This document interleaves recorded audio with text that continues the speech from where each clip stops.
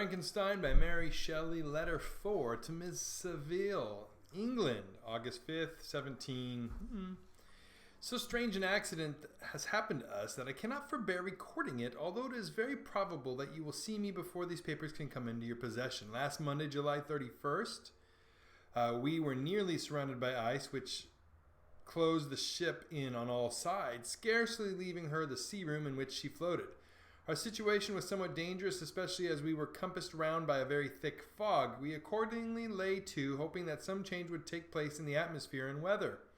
About 2 o'clock the mist cleared away, and we beheld, stretched out in every direction, vast and irregular plains of ice, which seemed to have no end. Some of my comrades groaned, and my own mind began to grow watchful with anxious thoughts, when a strange sight suddenly attracted our attention and diverted our solicitude from our own situations. We perceived a low carriage fixed on a sledge and drawn by dogs passed on towards the north, but at the distance of half a mile, a being which had the shape of a man, but apparently of gigantic stature, sat in the sledge and guided the dogs. We watched the rapid progress of the traveler with our telescopes until he was lost among the distance inequalities of the ice. This appearance excited our unqualified wonder. We were, as we believed, many hundred miles from any land, but this apparition seemed to denote that it was not in reality so distant as we had supposed. Shut in, however, by ice, it was impossible to follow his track, which we had observed with the greatest attention.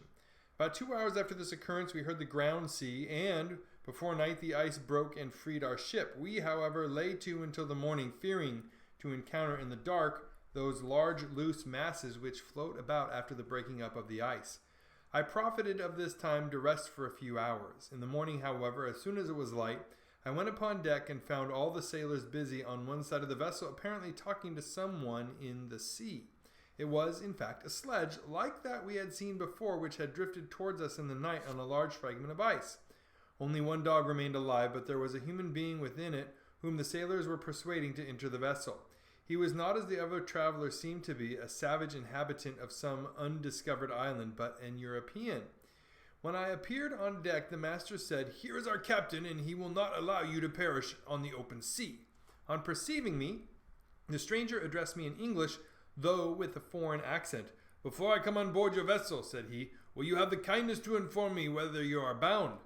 You may conceive my astonishment on hearing such a question addressed to me from a man on the brink of destruction, and to whom I should have supposed that my vessel would have been a resource which he would not have exchanged for the most precious wealth the earth can afford. I replied, however, that we were on a voyage of discovery towards the northern pole.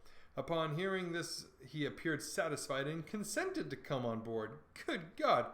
Margaret, if you had seen the man who thus capitulated for his safety, your surprise would have been boundless. His limbs were nearly frozen, and his body dreadfully emaciated by fatigue and suffering. I never saw a man in so wretched a condition.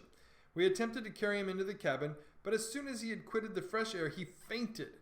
We accordingly brought him back to the deck and restored him to animation by rubbing him with brandy and forcing him to swallow a small quantity. As soon as he showed signs of life, we wrapped him up in blankets and placed him near the chimney of the kitchen stove. By slow degrees he recovered and ate a little soup which restored him wonderfully. 2 days passed in this manner before he was able to speak, and I often feared that his sufferings had deprived him of understanding. When he had in some measure recovered, I removed him to my own cabin and attended on him as much as my duty would permit. I never saw a more interesting creature. His eyes have generally an expression of wildness and even madness, but there are moments when, if anyone performs an act of kindness towards him or does him the most trifling service, his whole countenance is lighted up, as it were, with a beam of benevolence and sweetness that I never saw equal. But he is generally melancholy and despairing, and sometimes he gnashes his teeth, as if impatient of the weight of woes that oppresses him. When my guest was a little recovered, I had great trouble to keep off the men, who wished to ask him 1,000 questions, but I would not allow him to be tormented by their idle curiosity in a state of body and mind whose restoration evidently depended upon entire repose.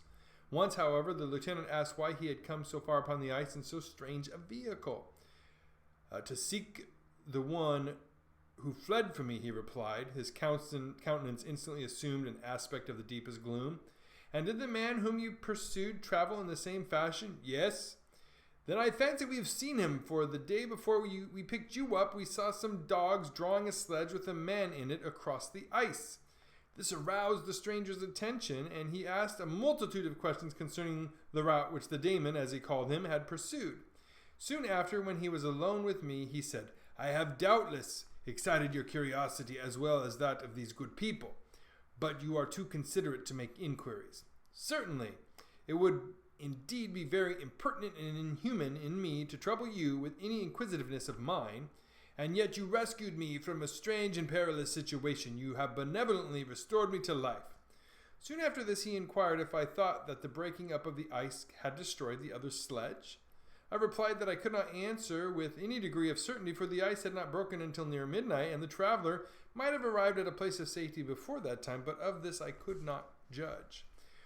From this time a new spirit of life animated the decaying frame of the stranger. He manifested the greatest eagerness to be upon deck to watch for the sledge, which had before appeared, but I have persuaded him to remain in the cabin, for he is far too weak to sustain the rawness of the atmosphere. I have promised that someone should watch for him and give him instant notice if any new object should appear in sight. Such is my journal of what relates to the strange occurrence up to the present day. The stranger is gradually improved in health, but is very silent and appears uneasy when anyone except myself enters the cabin. Yet his manners are so conciliating and gentle that the sailors are all interested in him, although they have had very little communication with him. For my own part, I begin to love him as a brother, and his constant and deep grief fills me with sympathy and compassion. He must have been a noble creature in his better days, being even now in wreck so attractive and amiable. I said in one of my letters, my dear Margaret, that I should find no friend on the whole wide ocean, yet I have found a man who, before his spirit had been broken by misery, I should have been happy to have possessed as the brother of my heart. I shall continue my journal concerning the stranger at intervals, should I have any fresh incidents to record. August 13th, 17. My affection for my guest increases every day. He excites at once my admiration and my pity to an astonishing degree. How can I see so noble a creature destroyed by misery without feelings of the most poignant grief? He is so gentle and yet so wise. His mind is so cultivated, and when he speaks, although his words are cold with the choicest art, yet they flow with rapidity and unparalleled eloquence. He is now much recovered from his illness, and is continually on the deck, apparently watching for the sledge that preceded his own. Yet, although unhappy, he is not so utterly occupied by his own misery, but that he interests himself deeply in the projects of others. He has frequently conversed with me on mine, which I have communicated to him without disguise. He entered attentively into all my arguments in favor of my eventual success, and into every minute detail of the measures I had taken to secure it. I was easily led by the sympathy which he evinced to use the language of my heart, to give utterance to the burning ardor of my soul, and to say with all the fervor that warmed me how gladly I would sacrifice my fortune, my existence, my every hope to the furtherance of my enterprise. One man's life or death were but a small price to pay for the acquirement of the knowledge which I sought, for the dominion I should acquire and transmit over the elemental foes of our race. As I spoke, a dark gloom spread over my listener's countenance. At first I perceived that he tried to suppress his emotion. He placed his hands before his eyes, and my voice quivered and failed me as I beheld tears trickle fast from between his fingers. A groan burst from his heaving breast. I paused. At length he spoke in broken accents. Unhappy man, do you share my madness? Have you drunk also the intoxicating draught? Hear me. Let me reveal my tale, and you will dash the cup from your lips. Such words, you may imagine, strongly excited my curiosity, but the paroxysm of grief that had seized the stranger overcame his weakened powers, and many hours of repose and tranquil conversation were necessary to restore his composure. Having conquered the violence of his feelings, he appeared to despise himself for being the slave of passion, and quelling the dark tyranny of despair, he led me again to converse concerning myself personally.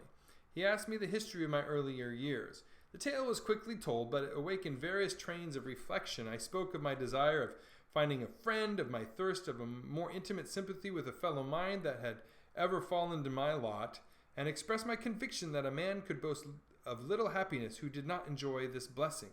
I agree with you, replied the stranger. We are unfashioned creatures, but half made up. If one wiser, better, dearer than ourselves, such a friend ought to be, do not lend his aid to perfectionate our weak and faulty natures. I once had a friend, the most noble of human creatures, and am entitled, therefore, to judge respecting friendship. You have hope and the world before you, and you have no cause for despair, but I've lost everything and cannot begin life anew." As he said this, his countenance became expressive of a calm, settled grief that touched me to the heart, but as he was silent and presently retired to his cabin. Even broken in spirit as he is, no one can more deeply feel than he does the beauties of nature. The starry sky, the sea, and every sight afforded by these wonderful regions seems still to have the power of elevating his soul from earth. Such a man has a double existence. He may suffer misery and be overwhelmed by disappointments, yet when he has retired into himself, he will be like a celestial spirit that has a halo around him, within whose circle no grief or folly ventures. Will you smile at the enthusiasm I express concerning this divine wanderer? You would not if you saw him.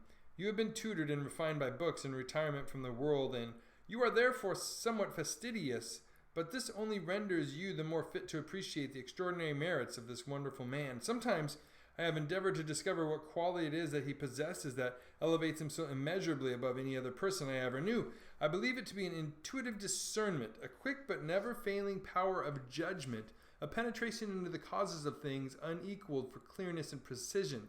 Add to this a facility of expression and a voice whose varied intonations are soul-subduing music. August 19th, 17. Yesterday the stranger said to me, "You may easily perceive, Captain Walton, that I have suffered great and unparalleled misfortunes. I had determined at one time that the memory of these evils should die with me, but you have won me to alter my determination. You seek for knowledge and wisdom as I once did, and I ardently hope that the gratification of your wishes may not be a serpent to sting you as mine has been. I do not know that the reflection of my disasters will be useful to you, yet when I reflect that you are pursuing the same course, exposing yourself to the same dangers which have rendered me what I am, I imagine that you may deduce an apt moral from my tale, one that may direct you if you succeed in your undertaking and console you in case of failure. Prepare to hear of occurrences which are usually deemed marvelous. Were we among the tamer scenes of nature, I might fear to encounter your unbelief, perhaps your ridicule. But many things will appear possible in these wild and mysterious regions, which would provoke the laughter of those unacquainted with the ever-varied powers of nature. Nor can I doubt that my tale conveys in its series internal evidence of the truth of the events of which it is composed. You may easily imagine that I was much gratified by the offered communication, yet I could not endure that he should renew his grief by a recital of his misfortunes. I felt the greatest eagerness to hear the promised narrative, partly from curiosity and partly from a strong desire to ameliorate his fate, as it were in my power. I expressed these feelings in my answer. "I thank you," he replied, "for your sympathy, but it is useless. My fate is nearly fulfilled. I wait but for one event, and then I shall repose in peace. I understand your feeling," continued he, perceiving that I wished to interrupt him, "but you are mistaken, my friend, if thus you will allow me to name you. Nothing can alter my destiny. Listen to my history, and you will perceive how irrevocably it is determined." He then told me that he would commence his narrative the next day, when I should be at leisure. The promise drew from me the warmest thanks. I have resolved every night, when I am not imperatively occupied by my duties, to record, as nearly as possible in his own words, what he has related during the day. If I should be engaged, I will at least make notes. This manuscript will doubtless afford you the greatest pleasure, but to me, who know him and who hear it from his own lips, with what interest and sympathy shall I read it in some future day? Even now, as I commence my task, his full-toned voice swells in my ears. His lustrous eyes dwell on me with all their melancholy sweetness. I see his thin hand raised in animation, while the lineaments of his face are irradiated by the soul within. Strange and harrowing must be his story, frightful the storm which embraced the gallant vessel on its course and wrecked it thus. Hey, thanks for watching this reading. We would love it if you could subscribe and share and like and all that good stuff. Here is more of Mary Shelley's Frankenstein, plus a couple other playlists that we would love you to check out if you got the time. Thanks for watching, and until next time.